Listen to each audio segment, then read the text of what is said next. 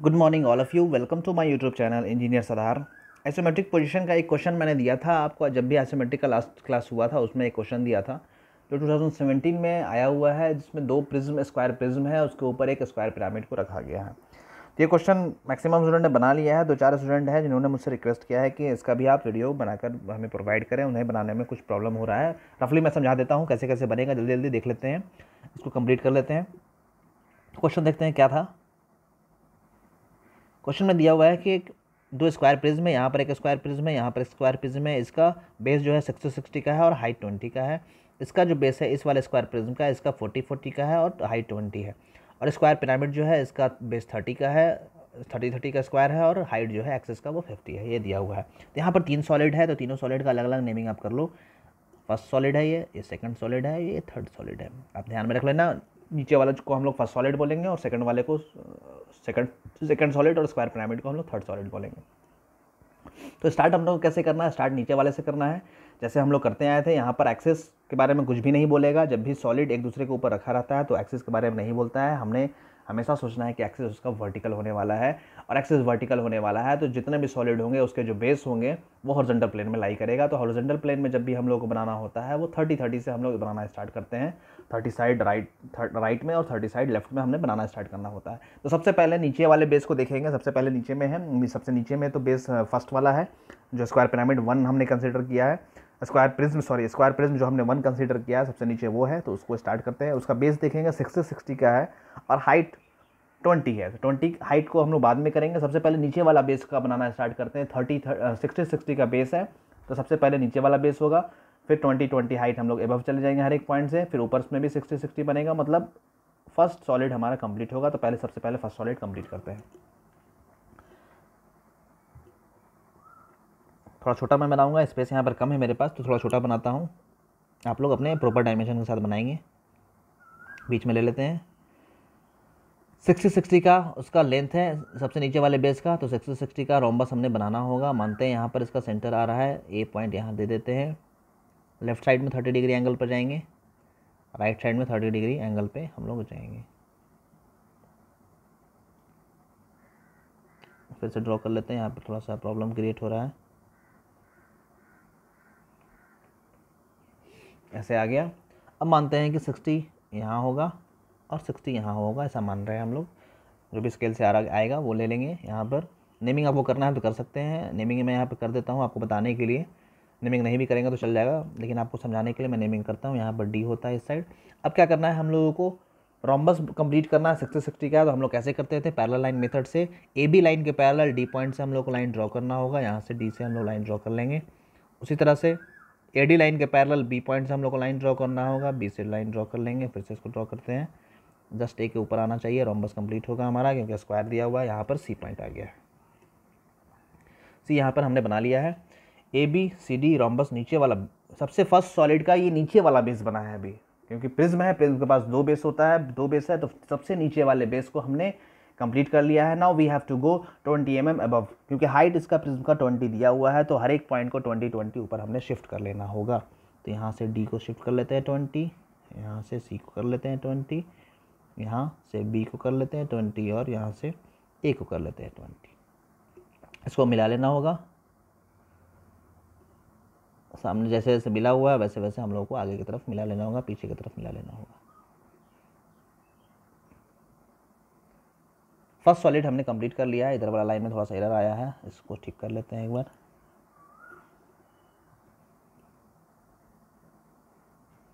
ये हमने first solid का बेस को कंप्लीट कर लिया है। फर्स्ट सॉलिड का बेस हमने कंप्लीट कर लिया है। यहाँ पर बनाने में थोड़ा सा प्रॉब्लम क्रिएट होगा, इसलिए हम लोग अंदर वाले लाइन को थोड़ा सा कम कर लेते हैं, या उसको रब करके मैं हटा लेता हूँ। आप लोग थोड़ा लाइट ही पेंसिल से, स्टार्टिंग से लाइट पेंसिल से बनाइएगा। अंदर वाले लाइन को थोड़ा सा मैं हटा लेता हूँ, इसका ज़रूरत हमें नहीं पड़ेगा, क्योंकि ये पीछे का पोर्शन है। फर्स्ट वाले सॉलिड का पीछे का पोर्शन है। इन सबको मैं पहले से ही हटाते जा रहा हूँ, क्योंकि यहाँ पर मेरे पास स्पेस कम है।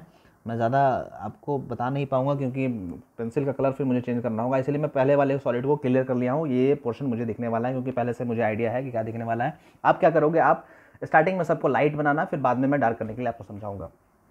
ये हो गया फर्स्ट सॉलिड हमारा कंप्लीट हो गया। फर्स्ट सॉलिड का ऊपर का भी बेस बन गया और फर्स्ट सॉलिड का नीचे वाला भी बेस कंप्लीट हो गया है।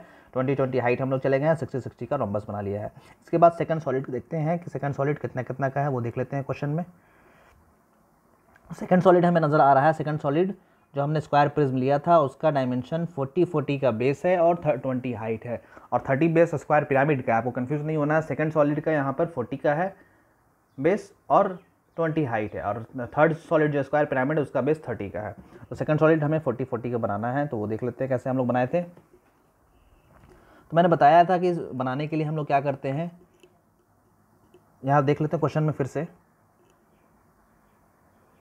यहाँ हमें दिख रहा है सेकंड सॉलिड जो है वो 40 का है और नीचे वाला जो सॉलिड है वो 60 का है। तो गैप जो बच रहा है दोनों साइड सेकंड सॉलिड को रखने के बाद जो फर्स्ट सॉलिड के बेस का जो गैप बच रहा है वो 10-10 बच रहा है।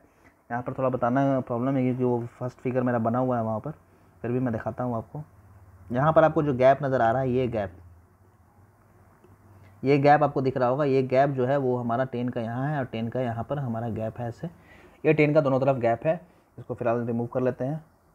10 का गैप आपको दोनों तरफ लेना है, तो 10 का गैप हम लोग स्टार्ट करते हैं।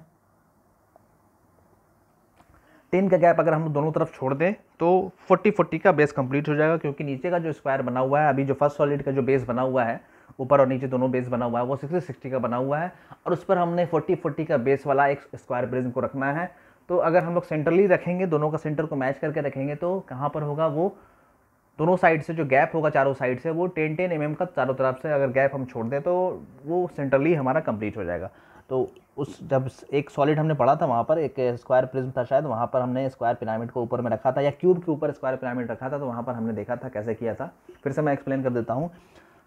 क्या करना है, हमने हर एक लाइन के पैरेलल जो ऊपर वाले बेस के बारे में बात करेंगे, ये लाइन हो गया, ये लाइन हो गया, ये लाइन हो गया और ये लाइन हो गया। ये दोनों ऊपर, ये चारों जो लाइन है वो ऊपर वाले बेस को रिप्रेजेंट कर रहा है। इन्हीं चारों लाइन से बनकर ऊपर वाला बेस हमारा कंप्लीट हुआ है, मिलकर ऊपर वाला बेस कंप्लीट हुआ है। तो इन चारों लाइन के पैरेलल 10-10 mm का हमें गैप छोड़ देना है और पहले लाइट पेंसिल यूज़ कर लेते हैं आपको समझाने के लिए।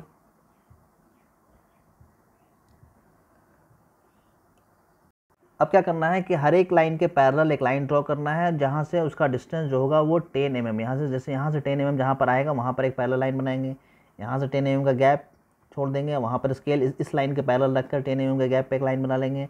इस साइड से भी हम लोग 10 mm का गैप छोड़ेंगे और जहाँ पर इसके आ रहा होगा 10 mm वहाँ से इस लाइन के पैरेलल एक लाइन ड्रॉ कर लेंगे। सबका वही करना है। यहाँ पर इस वाले एज के भी पैरेलल लाइन 10 mm के डिस्टेंस पे करना है, तो यहाँ से 10 mm जाएंगे, जहाँ पर भी आ रहा होगा वहाँ पर पैरेलल लाइन ड्रॉ करेंगे। तो बनाते हैं, फिर से इसको रब कर लेते हैं।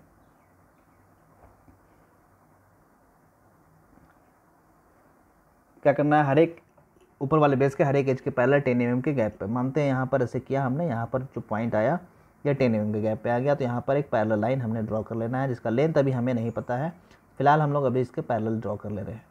उसी तरह से इस वाले एज के भी पैरेलल 10 mm पे आएंगे, या मानते हैं यहाँ पर आ रहा है, यहाँ पे भी एक पैरेलल ड्रॉ कर लिया हमने। इस साइड भी हमने एक पैरेलल ड्रॉ कर लेंगे, मानते हैं ऐसे आ रहा होगा, और यहाँ पर भी एक ऐसे ड्रॉ कर लेंगे, यहाँ पर मानते हैं यहाँ पर आ रहा होगा शायद।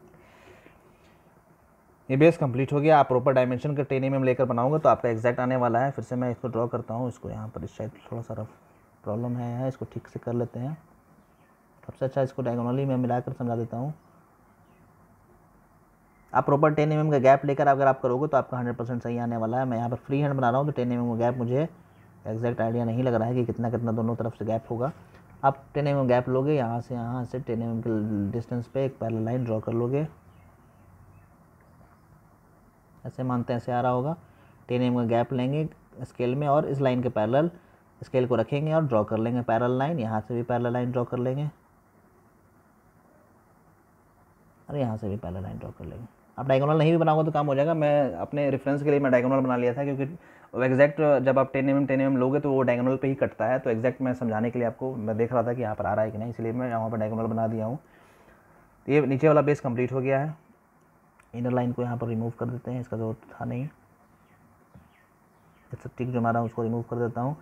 जो स्क्वायर प्रिज्म था जिसका बेस 40 का था, उसका नीचे वाला बेस कंप्लीट हो गया है। वो बेस जो 40 का बेस का था वो जस्ट 60 वाले प्रिज्म के ऊपर वाले बेस पर रखा हुआ है, वो रखा हो गया। अब 20-20 हमें सब तरफ से ऊपर जाना होगा।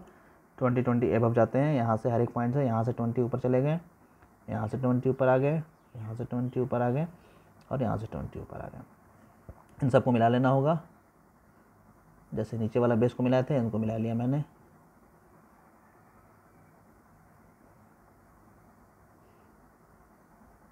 ये कंप्लीट हो गया, ये भी कंप्लीट हो गया। 2 सॉलिड हमने बना लिया है। एक प्रिज्म नीचे वाला बनाया जो स्क्वायर शेप का था, जिसका बेस 60-60 का था और हाइट 20 था। उसके ऊपर एक और प्रिज्म बनाया जिसका बेस 40-40 का था और हाइट 20 था। आपको बना लेना है। और इसके पीछे जो पोर्शन है उसको मैं रब कर देता हूँ, क्योंकि यहाँ पर कॉम्प्लिकेटेड हो जाएगा। यहाँ पर डिफरेंस आपको समझाने के लिए मैं पीछे वाला लाइन को, जो ऊपर वाले बेस का है, ऊपर वाले सॉलिड के ऊपर का बेस है, उसके पीछे वाले लाइन को मैं रब कर दे रहा हूँ आपको समझाने के लिए। जो लाइन नहीं दिख रहा है मुझे तो पता है, मैं इसीलिए वो सब रब कर दे रहा हूँ। ये सब जो एजेस मैं रब कर रहा हूँ वो ऊपर वाले सॉलिड की वजह से छुप जाएगा, नहीं दिखने वाला है, इसलिए मैं उसको रिमूव कर दे रहा हूँ। डायगोनल लाइन को भी मैं यहाँ से हटा देता हूँ।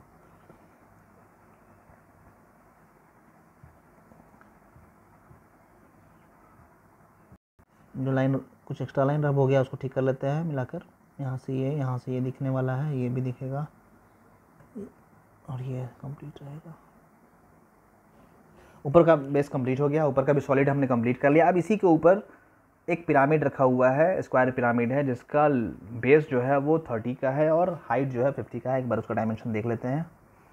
बेस यहाँ पर 30 का है और हाइट 50 का है, तो बेस हमने 30 का बनाना है। नीचे वाला जो अभी उसी के नीचे जस्ट जो स्क्वायर प्रिज्म रखा हुआ है वो हम लोग यहाँ पर देख रहे हैं। जो इसके नीचे स्क्वायर प्रिज्म रखा हुआ है वो हमें नहीं दिखेगा। जो स्क्वायर प्रिज्म, जो सेकंड वाला स्क्वायर प्रिज्म है, उसका हमें बेस पता है 40-40 का था और उसके ऊपर जो हम लोग स्क्वायर पिरामिड रख रहे हैं उसका बेस 30 का है। तो अगर स्क्वायर पिरामिड को स्क्वायर प्रिज्म के सेंट्रली हम लोग रखेंगे, तो सेंट्रली हम लोग अगर रखते हैं तो क्या होगा, साइड में जो गैप बचने वाला है वो 5-5 mm का दोनों तरफ गैप बचने वाला है, क्योंकि जो बेस है वो 40-40 का है। अगर हम लोग सेंट्रली स्क्वायर पिरामिड 30 का रखते हैं तो लेफ्ट साइड में गैप देखेंगे तो 5 mm बचेगा और राइट साइड में भी 5 mm बचने वाला है। तो सब तरफ 5-5 mm का गैप बचने वाला है। तो देख लेते हैं 5-5 mm के डिस्टेंस पे हम लोगों को पहला लाइन यहाँ ड्रॉ करना होगा। तो सेंट्रली रखना है हमें, तो हम लोग को डायगोनल एक बार बना लेना होगा लाइट पेंसिल से। यहाँ लाइट पेंसिल से हम लोग डायगोनल बना लेते हैं।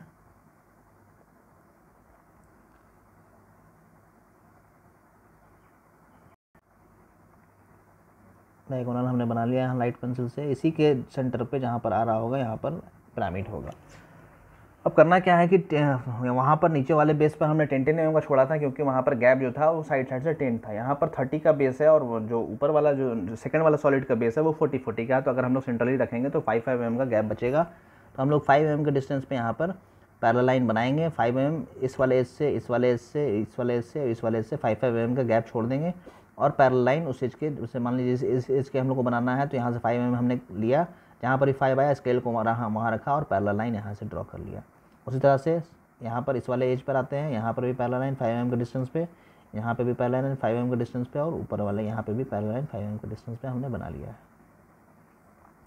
ये पिरामिड का बेस कंप्लीट हो गया है 5-5 mm का। जो एक्स्ट्रा टिक मैं मारा हूँ यहाँ पर उसको रिमूव कर लेता हूँ। ये पिरामिड का बेस कंप्लीट हो गया है। अब पिरामिड का बेस हमने कंप्लीट कर लिया है, सेंट्रली वो रखा है, तो इसके सेंटर से जो एक्सिस का हाइट 50 बोल रहा है वो इसके सेंटर से होगा। इसका सेंटर कहाँ है? इसका सेंटर जस्ट जो ऊपर वाले बेस का सेंटर था, सेकंड वाले फिगर का जो ऊपर वाले बेस का सेंटर आया था, उसी के जस्ट सेंटर पे इसका सेंटर लाई कर रहा है, वो सेंट्रली हम लोग रखते हैं। अब यहाँ से ऊपर जाएंगे, जो भी इसका हाइट बोल रहा है, यहाँ पर पिरामिड का हाइट 50 बोल रहा है, तो यहाँ से ऊपर तरफ जाएंगे हम लोग। जहाँ पे भी 50 आ रहा होगा वहाँ पर हम लोग 50 मार्क कर लेंगे। 50 मानते हैं, 50 यहाँ पर ऐसे आ रहा होगा, 50 हमने यहाँ पर मार्क कर लिया। अब इस 50 को हर एक पॉइंट से मिला लेना होगा, पिरामिड के हर एक पॉइंट से। पिरामिड का एक पॉइंट इस साइड है, यहाँ से हमने मिला लिया, एक इस साइड है, एक यहाँ से हमने मिला लिया, और एक तो आगे में है तो ये तो ऑलरेडी मिला ही हुआ है, और एक पीछे में है तो इसके पीछे हो जाएगा, वो हमें नहीं दिखने वाला है। अब यहाँ पे देखना है कौन कौन सा डार्क होने वाला है, उसको डार्क कर लेते हैं फिलहाल। वैसे कुछ पोर्शन को हमने ऑलरेडी डार्क कर लिया है, फिर भी कर लेते हैं, उसको ब्लैक से कर लेते हैं थोड़ा सा आपको दिखाने के लिए। ये डार्क रहेगा, ये आगे का पोर्शन तो डार्क रहेगा ही क्योंकि ये अपने साइड है।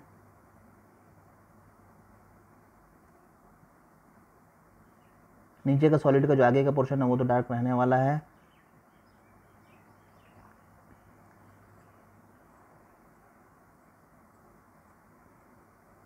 आगे का पोर्शन हमने सब डार्क कर लिया है।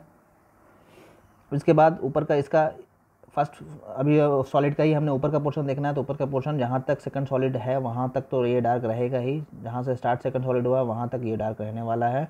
यहाँ से यहाँ तक हमने इसको डार्क कर लेना है। ये इसके ऊपर का बेस है जो हमें दिख रहा है, आगे से देखने पर हमें थोड़ा सा दिख रहा है। अब फर्स्ट फिगर का हमने कंप्लीट कर लिया है। जो भी इनर लाइन आपका अगर होगा उसको आप लाइट बनाओगे। इसका मैं तो यहाँ पर रिमूव पहले ही कर लिया था, लेकिन आपको वहाँ पर उसको लाइट बनाना है, इतना ही हमें डार्क दिखने वाला है। अब सेकंड फिगर पे हम लोग आते हैं। सेकंड फिगर का भी आगे का लाइन हम लोग देखते हैं। आगे का लाइन कौन सा है? आगे का वर्टिकल एजेस, हमने वर्टिकल फेसेस जो है आगे में जो हमें दिखने वाला है, इसको डार्क कर लेते हैं।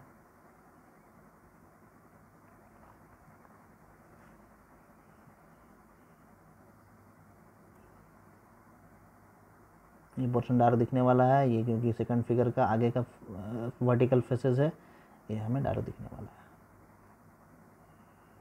आप सही से स्केल लेकर इसको डार्क करना। अब सेकंड फिगर का ऊपर का पोर्शन देखते हैं कौन कौन सा दिख रहा है। ऊपर का पोर्शन जहाँ तक पिरामिड है, जहाँ से पिरामिड स्टार्ट हुआ वहाँ तक इसका ऊपर का पीछे वाला जो लाइन है वो दिखने वाला है। तो ये पीछे का लाइन यहाँ तक दिख रहा है। यहाँ इसके बाद पिरामिड स्टार्ट हो गया, उसके बाद नहीं दिखेगा, वो पिरामिड का इनर पोर्शन हो गया है, ऐसे दिखेगा। अब पिरामिड का अंदर का देख लेते हैं। पिरामिड का देख लेते हैं। पिरामिड का एपेक्स है, ये आगे है, और एपेक्स से जो इधर का इंक्लाइन लेफ्ट साइड गया है उसको वो भी दिखने वाला है, और राइट साइड जो गया है वो भी दिखने वाला है। इसको फिर से एक बार ड्रॉ कर लेते हैं। वो नीचे तक आने वाला है।